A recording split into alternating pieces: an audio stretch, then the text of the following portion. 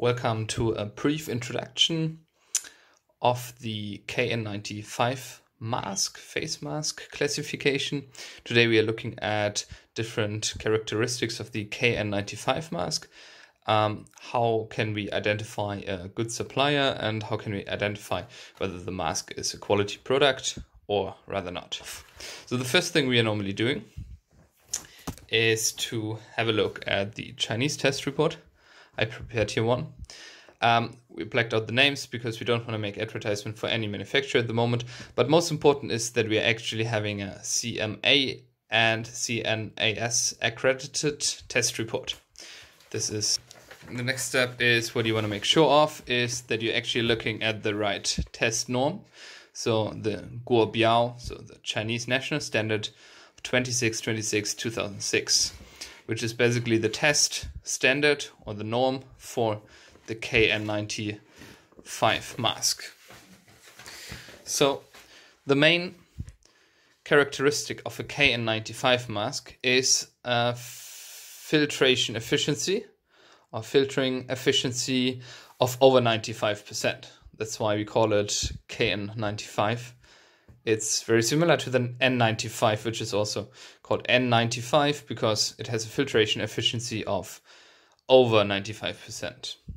For the FFP2 classified mask, so basically on the European norm, the filtration efficiency is at 94. So it's very similar.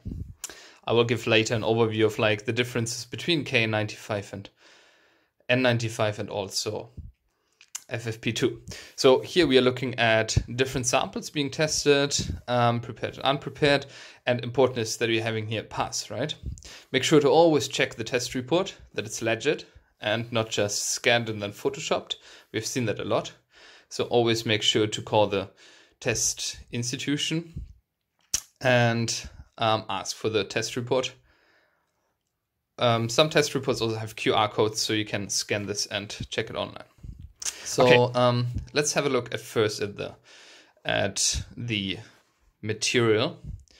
So what we want to make sure of when looking at a KN95 mask is that we're actually looking at 5 layers. I prepared some here.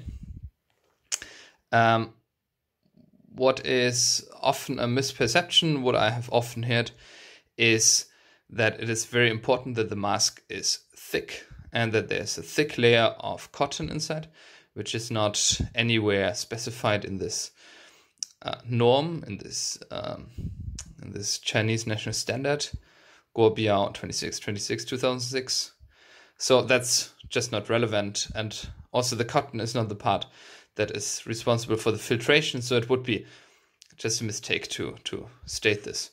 So the first layer and last layer is mostly non-woven fabric. Sometimes there's a PP cloth or PP cotton as another layer. Sometimes it's just a thicker layer of non-woven fabric, but those layers are not that important. The most important layers are in the middle, and these are, as you can see here, are melt-blown non-woven fabrics. So those layers are actually the responsible part of the mask that it has a very high filtration efficiency. This part is also what is being used in the middle of medical 3-ply mask, so surgical mask. So this is the material that is actually responsible for the efficiency and that the mask is working, being able to filter a lot of particles in the air. Okay, so let's have a look at another mask. I just prepared here some just to have a comparison.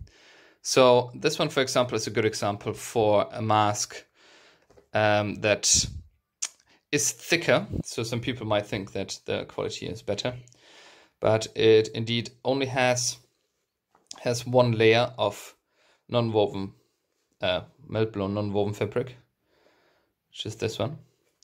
And then indeed a very thick layer of PP cotton. So this PP cotton is not helping much, it's just making it thicker. So people would assume that the quality of this mask is higher, but it is not. It only has 4 layers and even just 1 layer of melt-blown non-woven fabric. Also, if the nose bridge is outside or inside, is, in my experience, not really like a sign for quality, but I like it more when it's inside instead of outside. The reason is very simple.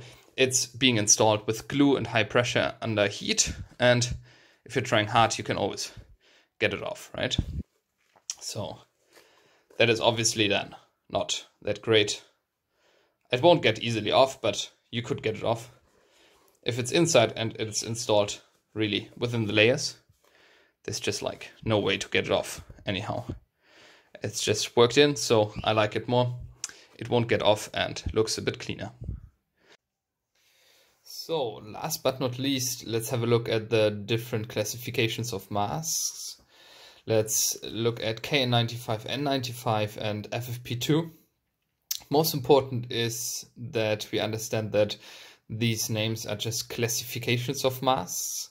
So a KN95 mask is a classified mask based on the Chinese national standard, as mentioned before, while the FFP2 is a classified mask under a European norm, so EN149.